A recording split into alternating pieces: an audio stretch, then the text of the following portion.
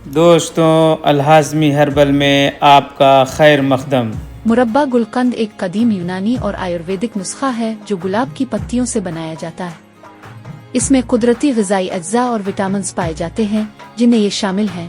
Vitamin C क़ुव्वत मुदाफ़ियत को बढ़ाता है और जिस्म को इन्फेक्शन से बचाता है। विटामिन ई जिल्द और बालों के लिए मुफीद है, एंटीऑक्सीडेंट खुसूसियात रखता है। विटामिन ए आँखों और जिल्द के लिए ज़रूरी है।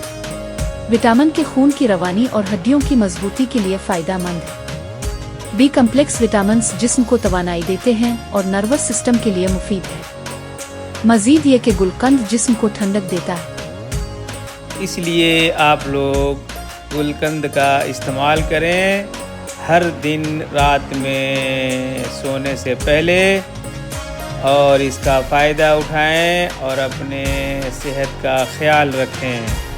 इस चैनल पे हेल्थ से रिलेटेड वीडियो मिलेगा, इसलिए आप हमारे चैनल को लाइक करें, शेयर करें और सब्सक्राइब करें। अल-हाज़मी हर्बल।